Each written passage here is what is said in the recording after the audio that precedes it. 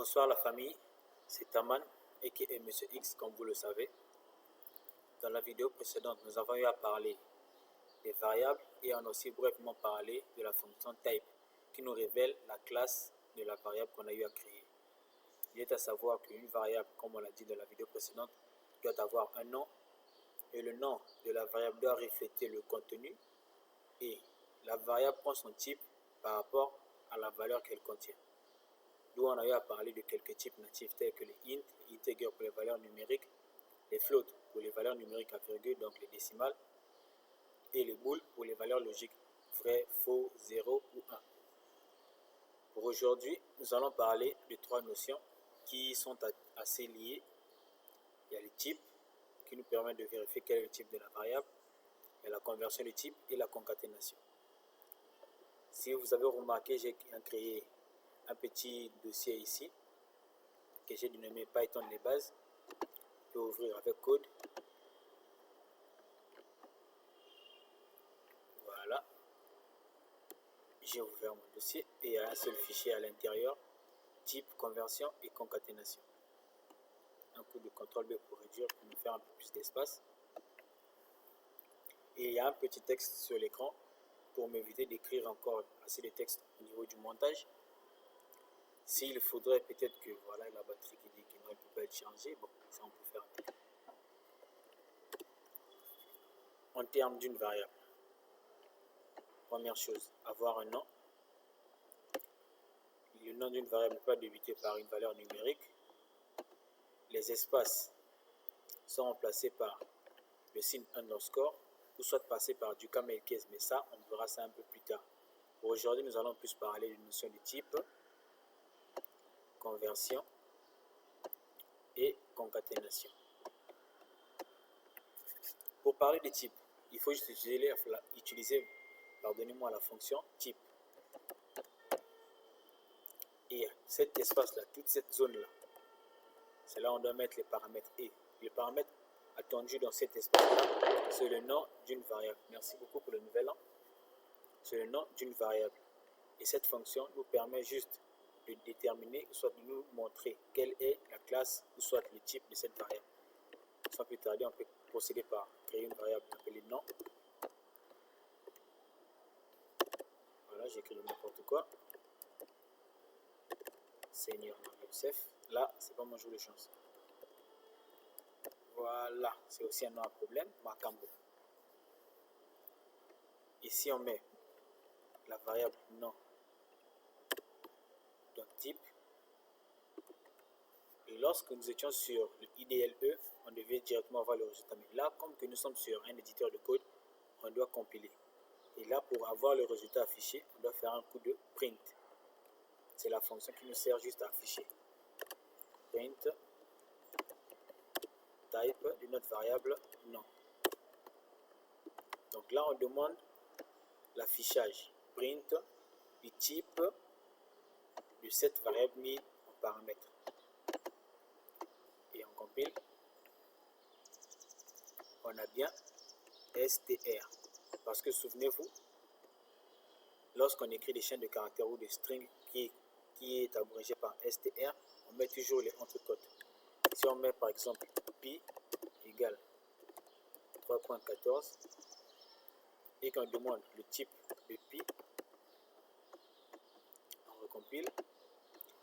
Vous voyez bien qu'on a float. Float, c'est pour les valeurs, les nombres à virgule. Ici, on met âge égale 12 ans. Bon, 12-10 ans. Et qu'on vérifie quel est le type de la variable âge. Vous voyez bien que nous avons int. Lorsqu'on parle de conversion, c'est le fait de changer le type d'une variable. La variable peut être au départ de type str et on peut la transformer en type integer. On ne va pas modifier la valeur ou soit le contenu, mais on va juste dire à l'interpréteur que lorsque tu vois ceci, comprends-le comme ceci, même si ce n'est pas forcément ce que toi tu connais. Prenons le cas où on a une deuxième variable, âge 2. Je fais ceci, 23. J'enregistre. Et si on vérifie le type de H2, vous voyez bien qu'on a str. Pourtant, ici, on a une valeur numérique. Ce qui fait à ce que cette variable, soit que l'interpréteur puisse comprendre que cette variable est de type str, ce sont les entrecodes. Par contre, ici, il n'y a pas d'entrecode directement, il se dit que c'est une valeur int. Maintenant, pour prendre cette valeur-là, et avant de l'afficher comme étant une valeur integer, il faut donc convertir cette variable-là en integer. D'où on peut faire ça depuis l'intérieur ici. On fait int du verset V2C, mais nous allons revenir sur le type. On enregistre. Puis on relance. Là, vous remarquez que c'est la même variable H2 qui était au préalable str. Et là, elle est maintenant int. Ok. On fait un petit récapitulatif sur les types natifs. On a les integer et int. Ça, c'est la fonction pour transformer tout ce qu'elle reçoit en paramètres en integer. Float. Non, pas toi, pas floating. Pas besoin de toi pour l'instant. Float. str. Là, on peut même voir create a new string object from given object in encoding. Bon, ça, c'est de l'anglais.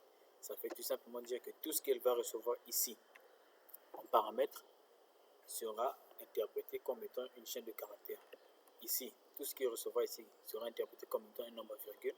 Et ici, comme étant une valeur numérique entière. Alors, les gens vont se dire, oui, c'est bien beau de convertir, mais pourquoi? On passe par la conversion dans le cas où on veut en fait mettre ensemble une valeur numérique et une valeur de type chaîne de caractères. Donc, on veut mélanger des lettres et des nombres. Voilà pourquoi on doit passer par la conversion. D'où on parle d'une notion de concaténation. La concaténation, c'est juste l'action de souder, soit de mettre ensemble, réunir. Je crois qu'on essaie de faire un petit test. Prenons le cas où nous avons le nom. J'espère que cette fois-ci, je vais l'écrire assez rapidement. Makambo, bien sûr. Âge. Je mets 21 ans. Sexe, ça fait trop. Genre. Je vais mettre un gros F. Admettons, nous avons trois variables, le nom, l'âge et le genre de la personne. On veut afficher. Pour afficher, notre fonction fétiche, c'est bien print. Mais on va afficher en console, je suis Makambo et j'ai 21 ans, je suis du genre féminin. Du coup, plusieurs personnes seront peut-être tentées à écrire une bonne fois. Je suis là, on aura 0 affichage. Les premières parties de notre phrase ne sont pas encodées dans les variables, donc on commence d'abord par les écrire. Je suis suivi du nom. Donc on commence par mettre de l'espace pour que ça puisse être bien aéré. Et la concaténation passe d'abord par le premier cas avec le signe plus. Et on ajoute une variable. On ajoute encore un signe plus pour créer de l'espace. On met de l'espace. Et on ajoute encore un signe plus. On ajoute une chaîne de caractères pour déterminer l'âge. Et j'ai toujours de l'espace plus. On ajoute la variable âge. Même chose. On met de l'espace. Tout comme on peut écrire directement ici. Je suis du genre espace plus et le genre. Donc vous voyez que pour concaténer, pour mettre ensemble, il suffit d'ajouter le signe plus entre les deux types de variables qu'on veut créer. Et là, si on lance l'affichage, ok. Si on peut bien se concentrer ici. Type error. Can only concatenate str not integer. Donc on peut seulement associer ou soit mettre ensemble des chaînes de caractères et des chaînes de caractères, pas des chaînes de caractères et des valeurs numériques. Du coup, pour que ça fonctionne, on doit passer par la conversion de type. Comme on sait qu'à la base, les valeurs sont lues ou compris par l'interpréteur comme étant des chaînes de caractères premièrement, ou soit principalement, du coup, on doit privilégier le passage de n'importe quel type vers étant une chaîne de caractères. Donc, dans notre cas, nous allons tout prendre, toutes nos variables. Normalement, on doit vérifier. Il y a juste une variable qui pose problème, mais en termes d'exercice, pour nous permettre de répéter ça au moins 3 fois, on va convertir toutes nos variables. On prend le nom, on met str, on ouvre la parenthèse, on ferme pour la mettre comme étant un paramètre. On vient au niveau de l'âge. En réalité, c'est juste cette variable âge qui a posé problème, mais on réécrit quand même. Comme on dit, l'abondance du bien ne nuit pas. Et voilà, on recompile. Là, vous remarquez bien qu'on a notre phrase. Je suis Makambo et j'ai 21 ans. Je suis du genre féminin.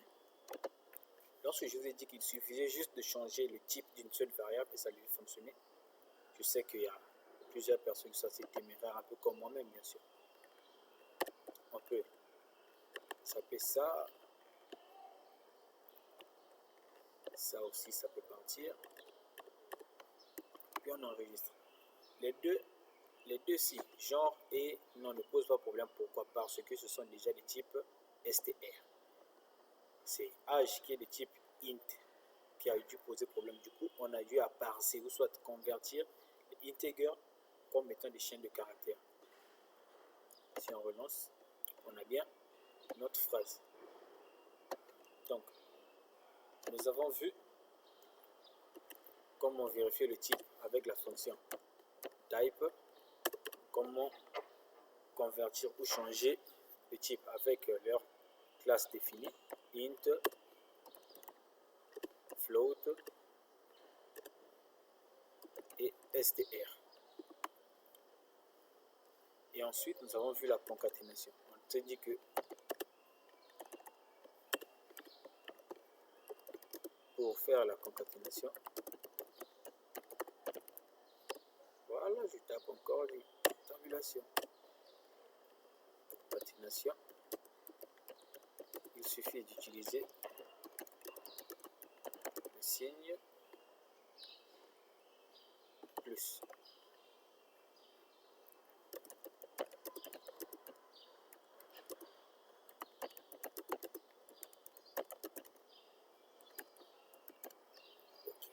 Pour faire la concaténation, il suffit d'utiliser le signe plus entre les deux parties à mettre ensemble. C'est ce que nous avons eu à faire. Dans la vidéo suivante, nous allons voir comment faire la concaténation. Premièrement, on va faire un récapitulatif avec le signe plus et avec la méthode format. Je vous dis à très bientôt et très bonne suite de formation.